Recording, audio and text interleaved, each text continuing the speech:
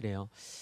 우리 한 달 전에는 제가 좀 우리 청년들을 위로하고 또 저도 여러분들과 함께 공감하면서 말씀을 나누었다면 오늘 말씀의 제목은 조금 도전적인 말씀의 제목입니다. 함께 오늘 말씀의 제목을 읽어볼까요?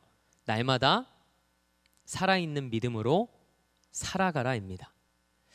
한번 따라해볼까요? 날마다 살아있는 믿음으로 살아가라.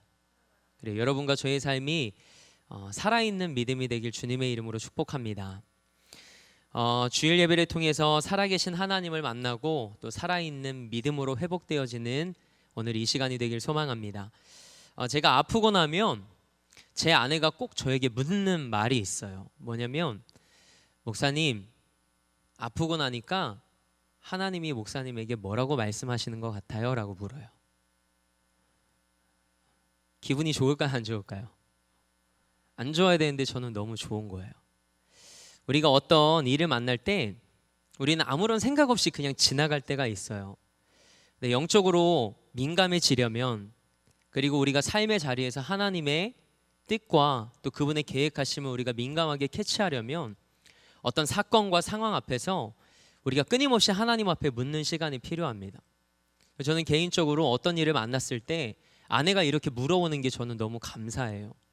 굉장히 조급해하고 또 언제 이 시간이 지나갈까 염려하지 않고 늘 믿음으로 저와 함께 동역해주는 그런 아내가 있어서 참 행복합니다. 여러분에게도 그런 동역자가 있었으면 좋겠고 또 여러분이 그런 사람이 되었으면 좋겠습니다. 사랑하는 우리 청년들에게 질문 하나 해볼게요. 여러분은 여러분의 영혼을 위해 기도하나요? 여러분의 영혼을 위해서. 이 질문을 좀 다른 질문으로 바꿔서 해볼게요. 여러분은 여러분의 믿음을 위해서 기도하시나요? 저는 질문을 하는 겁니다. 답을 들으려고 질문을 하는 거예요. 자, 다시 한번 질문해 볼게요. 여러분은 여러분의 영혼을 위해서 기도해 보신 적이 있으신가요? 네, 동일한 반응이 돌아오네요. 메아리만 울리는데, 우리는 우리 영혼과 믿음을 위해서 기도를 잘 안 하는 것 같아요. 목회자인 저도 때로는 가끔 놀라서 기도할 때가 있어요. 성도들을 위해 기도하고 맡겨진 사역을 위해 기도하고 가족을 위해 기도하고 사랑하는 이들을 위해 기도하지만 정말 중요한 건 내 영혼을 위해 기도하는 거고 내 믿음을 위해서 기도해야 되는데 그걸 잊을 때가 너무 많아요. 우리 청년들도 아마 그럴 거예요. 삶의 문제와 또 취업과 여러분이 좋아하시는 연애를 위해서는 우리가 기도하겠지만 정작 중요한 나의 믿음과 영혼을 위해서 기도하는 사람은 그리 많지 않은 것 같아요. 근데 오늘 이 말씀을 통해서 내 믿음과 또 내 영혼을 위해 우리가 좀 하나님 앞에서 기도할 수 있는 오늘 이 시간이 되었으면 좋겠습니다. 작년 여름에 영적 감각이 좀 무뎌지고 건강하지 못한 믿음으로 살아가는 것이 얼마나 무서운지를 깨닫게 된 사건이 저에게 있었어요. 여러분, 간의 정상 수치가 얼마인 줄 아세요? 우리 의대생 있나요? 네, 누구랑 얘기하고 있는 거죠? 자, 간의 정상 수치가 40이래요. 여러분 알고 계세요? 40이 넘으면 조금 위험한 수준인 거예요. 근데 제가 작년 여름에 간 수치가 4,000까지 올라갔어요. 100배가 올라간 거죠. 저도 깜짝 놀랐어요.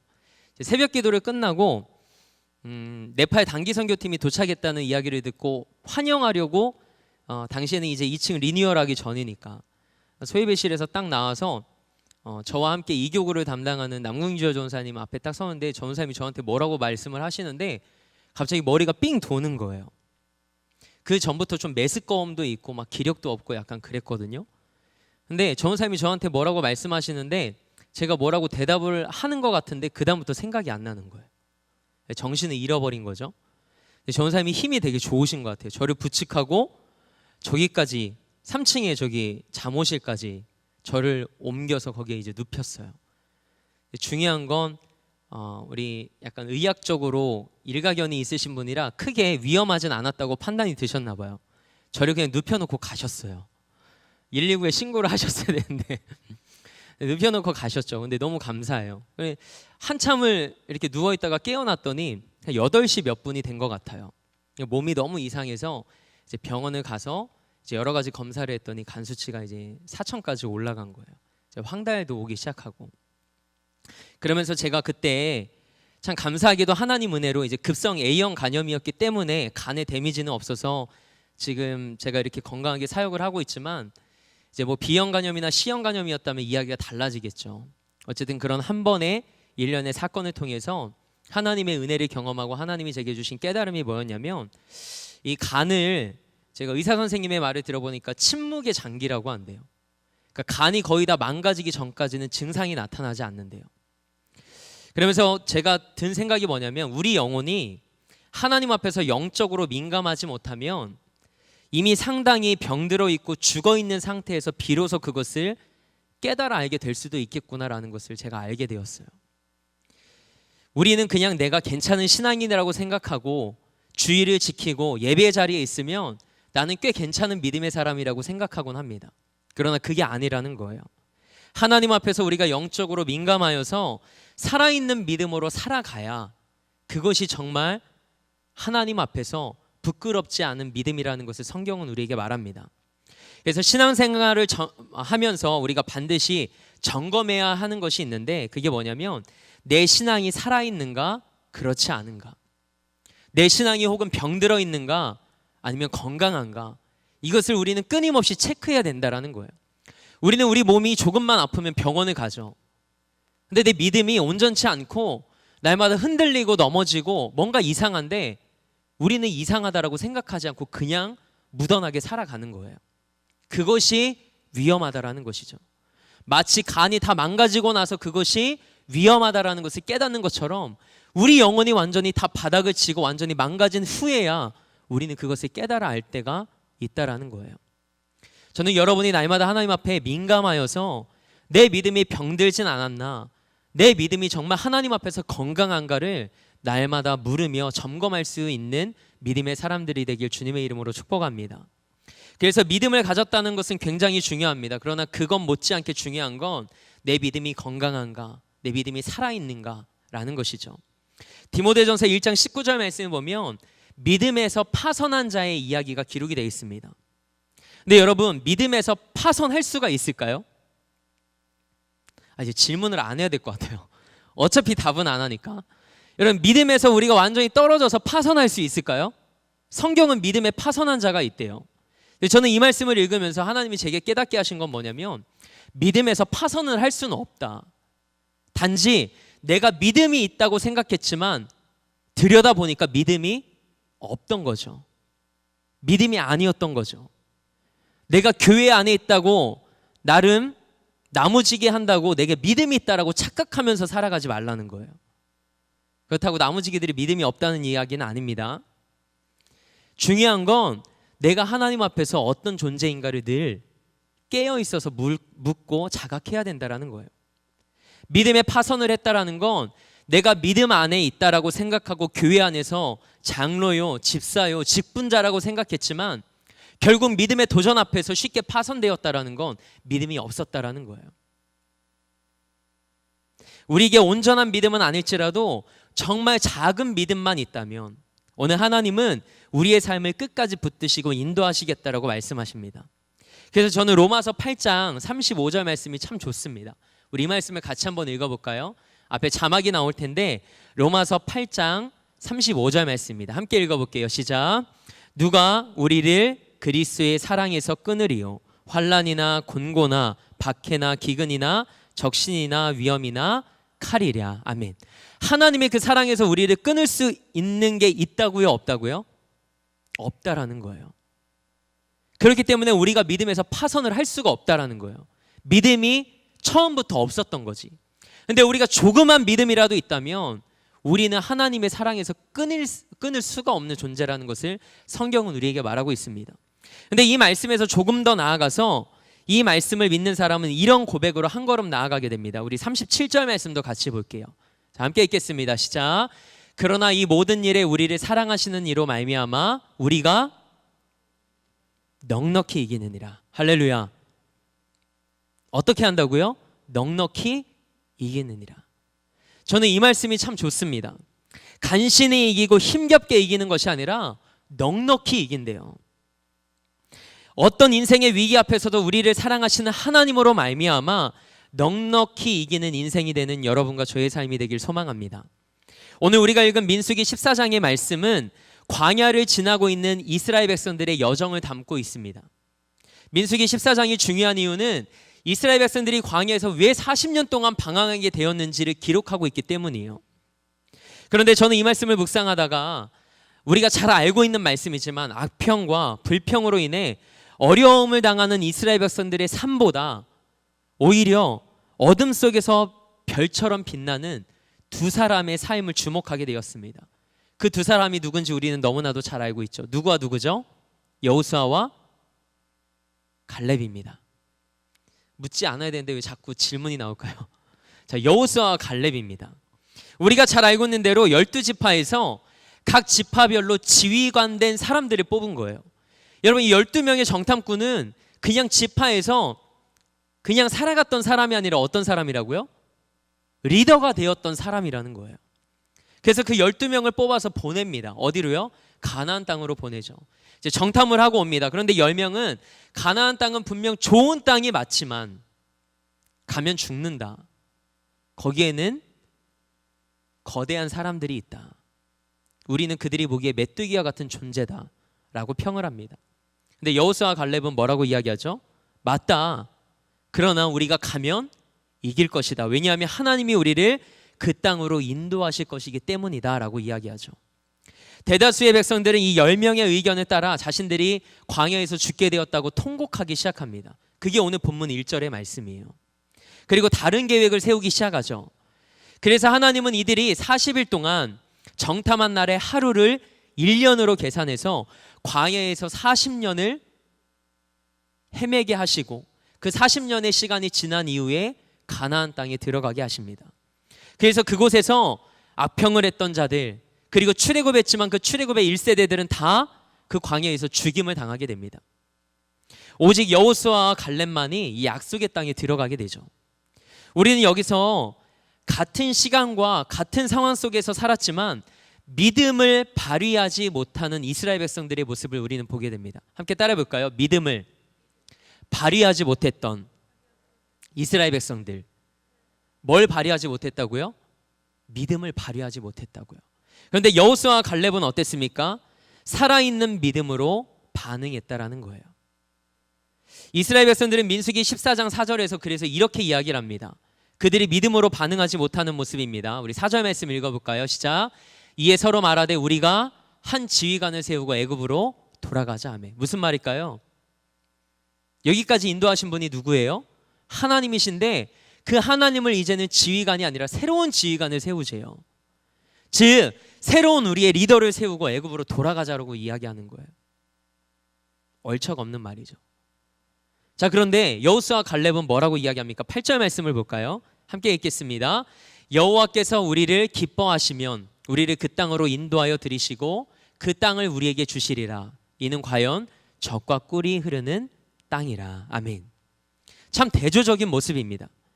여호수아와 갈렙의 믿음은 어디에서 왔을까요? 그 포인트는 믿음을 발휘하는 데서 왔다라는 거예요. 함께 따라볼까요? 믿음을 발휘하자. 이 발휘하다라는 말의 사전적 의미는 이것입니다. 떨치어 나타내다라는 거예요. 즉 중요한 순간에 내가 그것을 발휘한다라는 건 내 안에 담겨져 있는 걸 나타낸다라는 것을 의미해요. 믿음을 발휘하고 사용해야 할 때가 있다라는 거예요. 사실 오늘 설교 제목이 굉장히 길었어요. 근데 주보에 사부 예배 설교 제목을 넣을 수 있는 공간이 이 정도밖에 안 되는 거예요. 설교 제목이 원래 22글자였거든요. 믿음을 발휘하여 날마다 살아있는 믿음으로 살아가라. 이게 원래 원제예요. 원제. 자, 중요한 건 믿음을 발휘하는 거예요. 믿음을 발휘해야 우리는 살아있는 믿음으로 살아갈 수 있습니다. 저는 여러분이 내가 믿음을 발휘해야 되는 순간에 오히려 죽은 믿음, 침묵하는 자가 아니라 그 믿음을 발휘해서 오늘 나의 믿음이, 여러분의 믿음이 살아있는 믿음으로 하나님 앞에 다시금 서게 되는 은혜가 있길 주님의 이름으로 축복합니다. 여호수아와 갈렙처럼 우리는 믿음을 발휘해야 돼요. 그래야 삶에서 적용할 수 있는 살아있는 믿음으로 우리는 다시금 하나님 앞에 설 수 있다는 것을 우리가 잊지 않게 되길 소망합니다. 그렇다면 우리는 어떻게 살아있는 믿음을 발휘하는 인생을 살아갈 수 있을까요? 제일 먼저 가나안 정탐을 하는 일을 누가 시작했느냐가 중요합니다. 여러분, 가나안에 정탐을 가기로 누가 지시를 했을까요? 우리는 모세가 시켰다라고 생각을 합니다. 그런데 많은 사람들은 그렇게 생각을 하는데 민수기 13장 1절 말씀 보면 이렇게 기록되어 있어요. 민수기 13장 1절입니다. 같이 볼까요? 여호와께서 모세에게 말씀하여 이르시되. 누가 말씀하셨대요? 여호와 하나님께서 모세에게 말씀하신 겁니다. 뭘 말씀하셨는지 2절을 볼까요? 시작. 사람을 보내어 내가 이스라엘 자손에게 주는 가나안 땅을 정탐하게 하되 그들의 조상의 가문 각 지파 중에서 지휘관된 자 한 사람씩 보내라. 누가 구체적으로 모세에게 지시를 하신 거죠? 또 질문을 해서 미안해요. 자, 하나님이 말씀하신 거죠. 자, 하나님이 그렇게 말씀하신 거예요. 자, 우리가 이걸 잘 기억해야 됩니다. 자, 가나안 정탐을 보내고 이것을 시작하신 분이 누구시죠? 하나님이세요. 하나님이 보내신 거예요. 자, 우리가 위기 속에서 내 믿음이 살아있는 믿음으로 발휘되려면 우리가 한 가지를 반드시 기억해야 되는데, 이 일을 시작하신 분이 하나님이라는 사실을 우리는 기억해야 됩니다. 여호수아와 갈렙은 이 사실을 잊지 않았다라는 거예요. 하나님이 우리를 출애굽으로 인도하셨지. 그래서 여기까지 인도하셨지. 그 하나님이 우리의 하나님이시지. 그 하나님이 약속의 땅까지 우리의 삶을 인도하시겠다라고 말씀하셨지. 그렇다면 하나님이 우리를 그 땅에 들어가게 하실 거야 라는 믿음이 여호수아와 갈렙에게는 있었다라는 거예요. 저는 오늘 이 믿음이 여러분과 저에게 있기를 원합니다. 이것이 믿음을 발휘하는 사람의 삶입니다. 우리가 위기 속에서 내 믿음이 살아있도록 발휘하려면 우리는 우리의 모든 삶을 시작하신 분, 이끄시는 분, 그 인생에 마침표를 찍으시는 분이 하나님이심을 우리는 잊지 말아야 됩니다. 그렇다면 출애굽 사건을 시작하신 분이 누구이실까요? 하나님이십니다. 요셉을 애굽의 총리가 되게 하시고 이스라엘 백성들을 고센 땅으로 인도하셔서 애굽에 있게 하신 분이 누구시죠? 하나님이세요. 아브라함에게 말씀하셔서 너희가 이방 민족을 섬기게 될 것이다 라고 말씀하신 분도 누굴까요? 하나님이세요.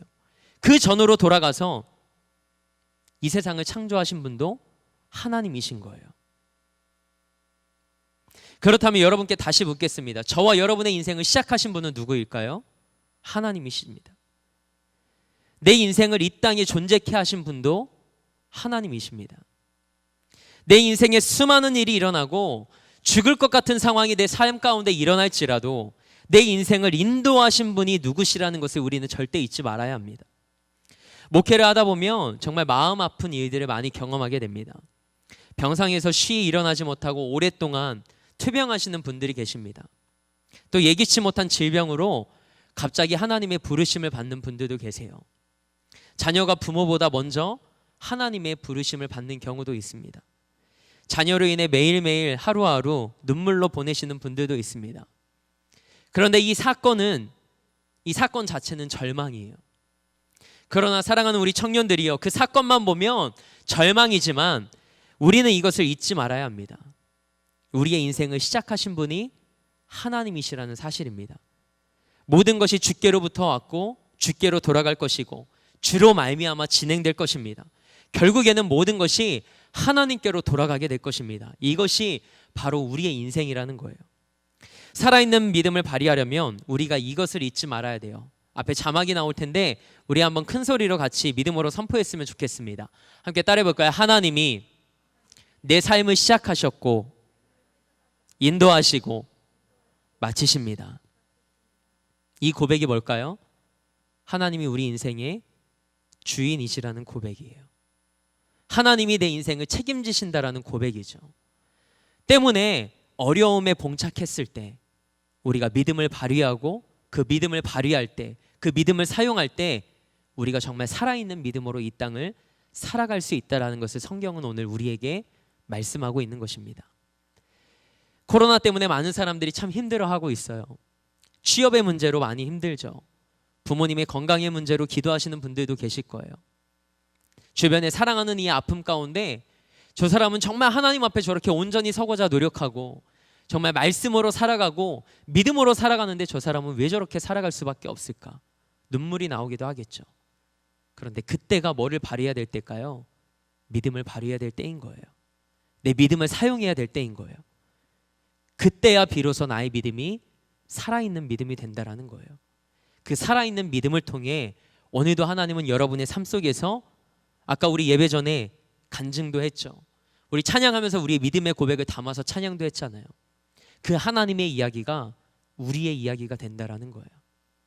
저는 여러분이 성경에 있는 내용만 읽고 내 친구는 기도했더니 이렇게 됐더라, 어떤 사람은 이렇게 됐더라, 그런 들은 신앙, 내가 경험하지 못하고 맨날 간접적으로 체험하는 신앙이 아니라 오늘 살아계신 그 하나님을 만나고 그 하나님의 이야기를 써내려가는 여러분과 저의 삶이 되길 소망합니다. 오늘 지금이 그 하나님의 이야기를 경험하기에 가장 좋은 시간이라는 거예요. 그 위기의 순간 내가 어떻게 살아가느냐, 내가 어떤 믿음을 발휘하느냐가 정말 중요하다는 것입니다. 그때 믿음을 발휘하지 못하면 우리는 이스라엘 백성들처럼 10명의 정탐꾼처럼 죽은 믿음, 병든 믿음으로 살아갈 수밖에 없는 거예요. 그런데 소망이 없고 희망이 없는 그 상황 속에서도 여호수아와 갈렙은 하나님의 말씀을 기억하고 하나님의 약속을 붙잡고 살아계신 하나님이 내 인생의 주인이심을 신뢰할 때 오늘 그들의 믿음이 살아있는 믿음이 되었다는 것을 우리가 잊지 않길 원합니다. 여호수아와 갈렙은 이것을 신뢰한 겁니다. 정탐을 시작하신 분이 하나님이시고 가나안 땅을 허락하신 분이 하나님이심을 믿었다라는 거죠. 그 믿음의 고백이 여호수아와 갈렙에게는 있었다라는 겁니다. 우리는 어떻게 살아가야 우리가 살아있는 믿음으로 우리가 살아갈 수 있을까? 그 두 번째는 함께 따라해 보겠습니다. 영적 전쟁을 알아야 한다. 여러분, 영적 전쟁에 대하여 알고 계시나요? 제가 너무 수준 높은 이야기를 하고 있나요? 영적 전쟁 뭘까요? 우리 영적인 대적인 사단과의 싸움이에요. 제가 아까 말했던 그 간 수치가 높아졌던 그때 있죠. 작년 여름에 이제 교회에서 쉼의 시간을 주셨어요. 왜냐하면 막 눈이 황달이 오니까 막 얼굴이 노래지고 눈도 막 색깔이 지금 이렇게 투명하고 맑잖아요. 그래서 안 보이시죠? 근데 그때는 막 노랬어요. 충격이었어요. 내 이 맑은 눈망울을 잃어버렸구나. 그래서 교회에서 쉼의 시간을 주셔서 한 일주일 정도의 시간을 쉬는데 어느 날 제 딸이, 하나님이 저희 가정에 주신 선물인 딸이 올해 6살이거든요. 6살 딸 아이 아빠예요. 작년이면 이제 5살이었잖아요. 갑자기 아이가 자다가 막 우는 거예요. 그래서 아내랑 깜짝 놀라서 무슨 일이 있는 줄 알고 깜짝 놀랐어요. 근데 할인이가 나오면서 이러는 거예요. 아빠, 엄마, 내 꿈에서 예수님이랑 사탄이랑 싸웠는데 예수님이 졌어요. 그러는 거예요. 그게 너무 속상해서 우는 거야. 자, 아무도 공감하지 못하죠. 격공하는 분들은 이제 그 영적인 싸움에 대해서 아시는 거예요. 격공하시나요? 격공이라는 말을 모르는 건 아니죠. 격하게 공감하는 거. 자, 우리 집사님 알고 계시죠? 격공. 네, 격하게 공감하는 거예요. 딸 아이가 그런 거예요. 근데 제가 그 순간에 뭘 깨달았냐면, 우리 집안에 영적인 싸움이 있구나. 내가 지금 몸이 아프다고 여기 누워 있어서는 안 되겠구나. 얼른 일어나야지. 하나님이 5살 아이의 그 꿈과 그 고백을 통해서 제 마음을 깨우시더라고요. 제가 깜짝 놀랐어요. 이 10명의 정탐꾼과 여호수아와 갈렙의 차이가 무엇일까요? 이 땅에는 수많은 싸움과 전쟁이 있습니다. 그런데 전쟁의 종류는 다 달라요. 10명의 정탐꾼은 힘으로 싸우는 전쟁인 줄 알았어요. 그래서 안악자손을 바라보면 우리는 메뚜기와 같다라고 고백하면서 우리는 질 거라고 이야기를 해요. 우린 죽을 거야. 우리는 안 될 거야. 내 힘과 저 사람과의 힘으로 싸우는 전쟁으로 생각을 했습니다. 그러나 힘으로 싸우지 않는 전쟁이 있어요. 그게 바로 영적인 전쟁이에요. 애굽에서 이스라엘 백성들이 출애굽할 때 이스라엘 백성들이 그들의 힘으로 나왔습니까? 아니요. 하나님의 능력으로 나왔죠. 홍해에서 애굽 군대가 수장될 때 그들의 힘으로 한 것입니까? 동풍이 밤새도록 불어서 마른 땅이 나타나고 이스라엘 백성들은 그 땅을 걸어갔어요. 출애굽기 말씀을 보면 명확하게 그 마른 땅 양옆으로 바다의 물이 벽이 되었다라고 기록하고 있습니다. 밤이 새도록 물이 갈라진 거죠. 우리 애니메이션 보면 지팡이를 딱 내미니까 쫙 갈라지잖아요. 그게 아니에요. 성경을 보면 밤이 새도록 동풍이 불었대요. 그래서 마른 땅이 나타나요. 그런데 이스라엘 백성들이 다 건너고 나자 그들이 추격하는 애굽 군대를 하나님이 다시 모세가 손을 바다 위에 내밀자 그 바다가 다시 힘을 얻어서 그 애굽 군대들을 다 수장시키시죠. 누가 하신 걸까요? 하나님이 하신 거죠. 이미 그들은 하나님의 힘으로 싸우고 승리해 본 경험이 있는 사람들이었어요. 성경은 이런 싸움을 영적인 전쟁이라고 합니다. 영적인 전쟁은 우리 힘으로 싸우는 게 아니에요. 영적인 싸움에 있어서 대표적인 인물을 꼽아보라면 저는 주저함 없이 다윗이라는 인물을 꼽고 싶습니다. 다윗이 누구와 싸웠죠? 거인 골리앗과 싸웁니다. 2m 90cm였다라고 성경은 기록하고 있죠. 굉장히 큰 키죠. 자, 다윗이 그 골리앗에게 나아갈 때 뭐라고 말하며 나갔는지 우리는 그것을 통해서 다윗이 블레셋과의 싸움을 어떻게 이해하는지를 우리는 알 수 있습니다. 이제 사무엘상 17장 45절 말씀인데 우리 말씀 같이 한번 읽어볼게요. 시작. 다윗이 블레셋 사람에게 이르되 너는 칼과 창과 단창으로 내게 나아오거니와. 자, 여기서 중요합니다. 함께 크게 읽습니다. 나는 만군의 여호와의 이름 곧 내가 모욕하는 이스라엘 군대의 하나님의 이름으로 내게 나아가노라. 아멘. 너는 힘으로 싸우려고 내게 나오지만 골리앗을 향하여 말하는 겁니다. 나는 만군의 여호와의 이름으로 너에게 나아간다. 힘으로 싸우는 전쟁이라는 거예요? 아니면 하나님과 악한 영의 싸움인 영적인 전쟁이라고 선포하는 겁니까? 후자입니다. 만군의 여호와의 이름으로 골리앗 앞에 나아가는 다윗의 모습을 우리는 보게 됩니다. 다윗과 여호수아와 갈렙의 공통점이 있다면 힘으로 이길 수 없다라는 사실을 알고 있었다라는 거예요. 그런데도 믿음을 선택하고 그 길을 걸어갈 수 있었던 이유는 믿음을 연습해본 경험이 있었다라는 거예요. 함께 따라 볼까요? 믿음을 연습해본 경험이 있었다. 믿음을 연습해본 경험이 있었다라는 거예요. 믿음을 발휘해 본 경험이 있었다라는 거예요. 우리가 잘 알고 있잖아요. 다윗이 들판에서 양들을 칩니다. 근데 곰과 사자가 와서 어떻게 하죠? 그 양을 물어가는 거예요. 근데 소년 다윗이라고 되어 있지만 당시 이제 20살이 좀 넘었을 때죠. 우리가 시간을 역으로 올라가면 역산을 하면 그렇습니다. 근데 그때 쫓아가서 어떻게 했대요? 쳐서 누구를 죽였대요? 곰과 사자를 죽였대요. 사람이 쳐서 곰과 사자를 죽일 수 있을까요? 말도 안 되는 거죠. 근데 찾아가서 양을 구하기 위해서 손으로 쳐서 곰과 사자를 죽였대요. 뭘 경험한 거예요? 하나님의 일하심을 경험한 거죠. 그래서 믿음의 연습과 믿음의 경험이 중요한 거예요. 여러분, 어떤 사람이 기도할까요?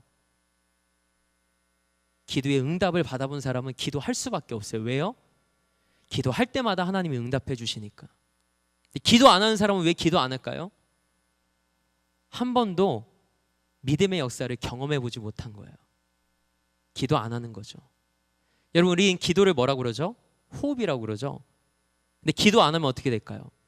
죽는 거예요. 제가 오늘 살아있는 믿음이라고 했죠. 우리가 하나님의 역사를 경험하지 못하고, 아직도 이제 청년 중에 그런 분들이 있는지는 모르겠어요. 내가 초등학교 때 만난 하나님, 청소년 때 경험한 하나님, 5년 전, 10년 전 이야기를 하고 있는 거예요. 그건 죽어있는 믿음이죠. 살아있는 믿음은 뭘까요? 오늘 내가 살아가면서 살아계신 하나님을 내가 오늘 만나는 거예요. 저는 여러분과 저의 삶이 그런 인생이 되길 소망합니다.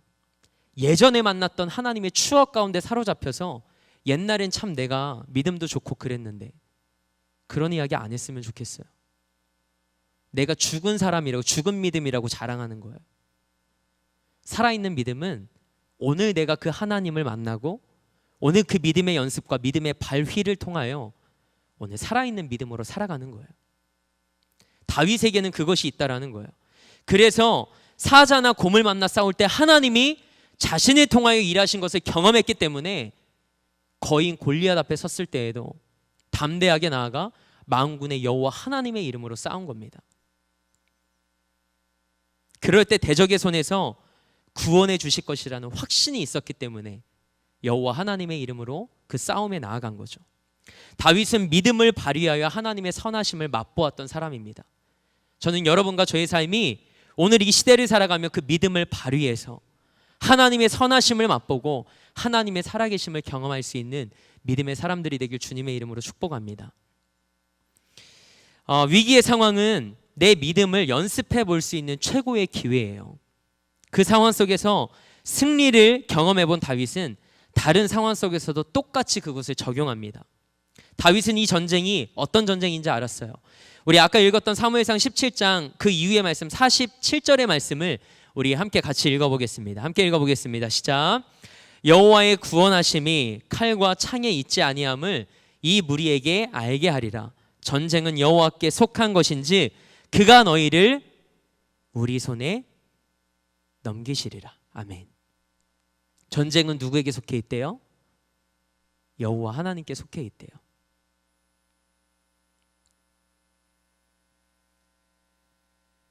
그래서 우리가 붙잡아야 되는 분이 하나님이신 거예요.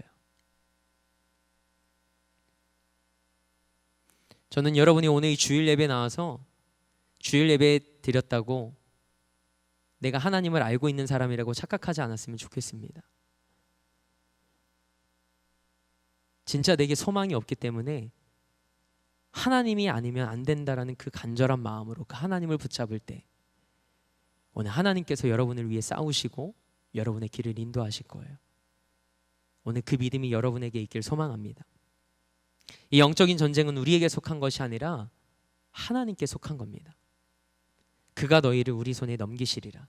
이 승리는 나에게 있지 않고 우리 힘에 있지 않고 하나님의 손과 능력에 있다라는 것을 다윗은 고백하고 있는 거예요.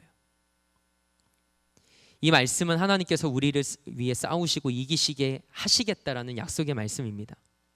우리의 믿음이 위기 상황 속에서 어떻게 살아있는 믿음을 발휘할 수 있을까요? 하나님의 약속의 말씀을 붙잡는 것입니다. 전쟁은 여호와께 속한 것인즉 이 말씀을 붙잡을 때 우리가 믿음 연습에서 승리할 수 있는 믿음의 사람이 될 것입니다. 그러나 이 다윗도 흔들린 적이 있을까요? 없을까요? 다윗도 흔들린 적이 있죠. 왜 약한 적이 없겠습니까? 그러나 자신의 인생에서 믿음이 흔들릴 때마다 전쟁이 여호와께 속해 있음을 그는 고백하고 또 연습하며 선포합니다. 그 수많은 그의 고백과 그의 고통과 그의 신음이 시편 말씀에 기록되어 있어요. 그런데 여호수아와 갈렙 그리고 10명의 정탐꾼들은 왜 이렇게 달랐을까요? 뭐가 달랐던 걸까요? 민수기 13장과 14장을 우리가 잘 읽어보면 반복되는 말씀이 있어요. 한번 따라해볼까요? 말씀과 말, 이 두 개의 단어가 계속해서 반복됩니다. 말씀과 말. 민수기 13장 오늘 집에 돌아가시면서 한번 읽어봤으면 좋겠어요. 말씀과 말에 대해서 계속 반복하고 있어요. 말씀은 뭘까요? 하나님의 말씀을 이야기하죠. 여호와 하나님이 말씀하시는 거예요. 그러나 그들이 들었던 건 뭘까요? 사람들의 말을 듣습니다. 오늘 우리가 무엇을 듣느냐가 굉장히 중요해요. 사람들이 나를 어떻게 평가하느냐, 나에게 무엇을 말하느냐, 이건 중요하지 않아요. 하나님이 오늘 나를 어떻게 여기시고 나에게 뭐라고 말씀하시느냐, 그것이 중요합니다. 그래서 우리가 하나님 앞에 서서 그분의 말씀을 듣는 게 중요해요.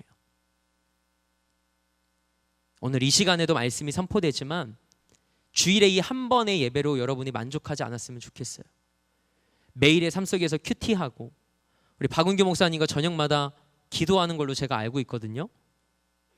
박은규 목사님 맞죠? 지금도 하고 있나요? 네, 뭐라고 하는 거예요?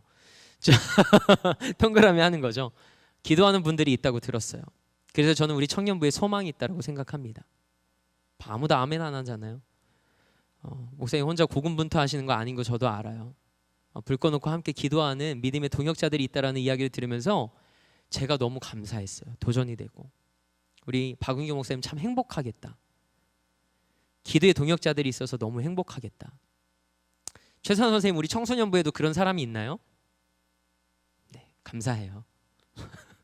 청소년부 교사거든요. 이 말씀을 보면 하나님의 말씀과 사람의 말이 계속 대조적으로 나와요. 우리 인생에는 사람들의 무성한 말이 있고 하나님의 말씀이 있습니다.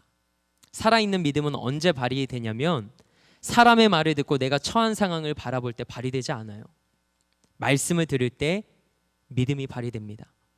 여호수아와 갈렙은 그 하나님의 말씀을 듣고 하나님의 말씀을 새기고 그 말씀을 붙잡았기 때문에 믿음을 발휘했던 거예요.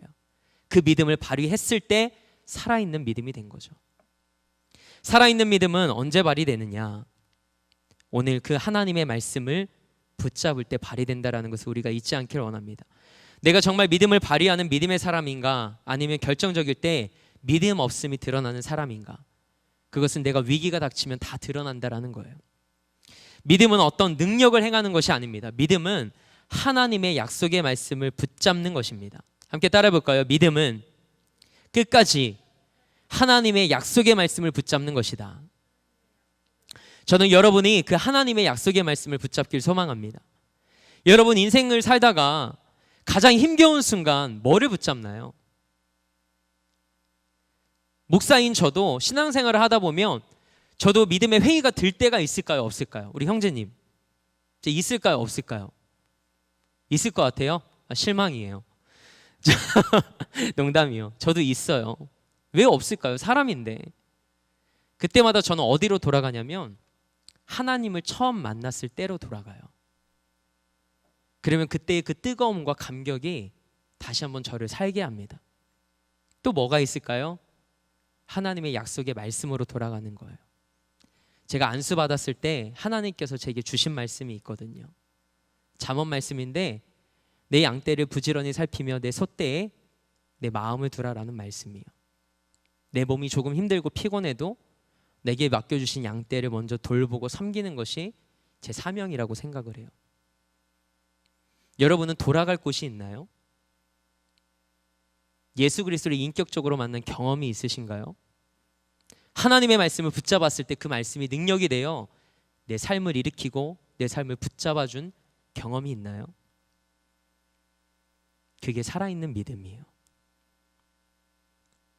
그래서 믿음은 저는 이렇게 정의를 내리고 싶어요. 믿음은 명사가 아니라 동사다. 명사는 죽어 있는 거죠. 근데 동사는 지금도 살아서 움직이는 거예요. 저는 믿음은 동사라고 생각을 해요. 여러분들에게 예전에 마침표를 찍은 어느 한 순간에 끝나는 믿음이 아니라 여러분의 믿음이 동사의 믿음이 되길 소망합니다. 오늘도 내가 기도할 때 그 살아계신 하나님을 만나고 오늘도 내가 믿음을 발휘할 때 내 삶을 통하여 역사하시는 그 하나님을 경험할 수 있는 믿음의 사람들이 되길 주님의 이름으로 축복합니다. 여러분 우리가 가지고 있는데 사용하지 않고 깊숙이 넣어놓은 면허를 뭐라고 그러죠? 장롱 면허라고 그러잖아요. 장롱 면허이신 분들이 아마 있을 거예요. 저도 군대 가기 전에 면허를 막 땄다가 군대 갔다 와서 다시 운전을 하려니까 너무 힘든 거예요. 왜 힘들까요? 계속 운전을 하지 않았으니까 그런 거죠. 근데 믿음이 그래요. 나는 믿음이 있다라고 생각하지만 믿음을 한 번도 사용하지 않으면 장롱 면허가 되는 거예요. 그래서 우리는 그것을 계속 사용하고 발휘해야 됩니다. 여호수아와 갈렙과 다윗의 모습이 그 믿음이 바로 그 믿음을 발휘하고 연습하고 사용했을 때 살아있는 믿음이었던 것처럼 오늘 많은 사람들이 이 시대를 위기라고 이야기하고 코로나가 종결되려면 내년 가을이나 후년 여름까지 바라보는 미래학자들도 있지만 감사하게도 이제 약이 개발이 됐잖아요. 저만 알고 있는 비밀인가요? 내년 3월이 되면 우리나라에도 이제 들어온다고 그러잖아요. 감사하죠. 하나님이 그렇게 개발할 수 있도록 지혜를 주시고 또 역사하셨다라고 저는 고백해요. 근데 저는 그것도 감사하지만 저에게는 그런 고백이 있어요. 새벽 기도 때 제가 한번 그런 말씀을 나눴는데 하나님께서 세상을 뭐로 창조하시죠? 저만 알고 있는 비밀이에요. 이것도 말씀으로 창조하시잖아요. 그때 하나님께서 깨닫게 하신 게 있었어요. 하나님이 말씀하시면 코로나도 잠잠해지겠구나. 제자들과 함께 예수님이 배를 타고 건너가실 때 풍랑이 일잖아요. 파도가 일잖아요. 예수님이 한 말씀 하시잖아요. 잠잠하라, 고요하라. 그때 자연이, 그 풍랑이, 파도가 잔잔해졌대요. 하나님은 말씀으로 세상을 창조하시고 말씀으로 다스리시는 분이에요. 오늘 그 말씀의 능력이 우리 가운데 있다면, 하나님의 말씀이 이 땅 가운데 임하면 저는 코로나도 그 약 처방을 받지 않아도 종결될 줄 믿습니다. 그리고 그 하나님의 말씀이 여러분의 삶 가운데 정말 임한다면 여러분의 인생이 뒤집어질 거라고 저는 믿습니다. 우리 안에 그 날마다 하나님을 만나는 그 살아있는 경험, 오늘 그 경험을 통해 저는 우리 대림교회 청년부를 통해서 우리 대림교회가 다시 한번 하나님의 부흥과 하나님의 놀라운 역사하심을 경험할 수 있게 되길 주님의 이름으로 축복합니다. 목사님 무슨 말씀이에요? 제 믿음 하나 지키는 것도 힘든데요. 그런 생각하지 마요. 오늘 말씀처럼 위기 때 연습하는 거예요. 믿음을 사용해 보는 거예요. 발휘해 보는 거예요. 그때 하나님께서 여러분과 저의 삶을 살아있는 믿음으로 이끄실 줄 믿습니다. 말씀을 마칠게요. 그래서 신앙은 하루하루의 싸움이에요. 하루가 모여 우리의 삶이 되고 그 삶이 우리의 삶과 신앙이 됩니다. 그래서 지금 이 자리에서 여러분들이 살아계신 하나님을 만나고 그 말씀을 붙잡고 믿음을 발휘하여 살아있는 믿음으로 살아가는 여러분과 저의 삶이 되길 주님의 이름으로 축복합니다. 축복합니다. 정말 그 살아있는 믿음으로 살아가 봅시다. 하나님은 살아계십니다. 지금도 그 말씀이 우리의 삶을 통하여 역사할 거예요. 오늘 그 말씀을 붙잡고 믿음을 사용해보고 믿음을 발휘해보고 그 승리의 경험을 통해 날마다 우리 삶에서 일하시는 그 하나님과 친밀히 동행하며 그 살아계신 하나님을 만나는 은혜가 여러분과 저의 삶 가운데 있게 되길 소망합니다.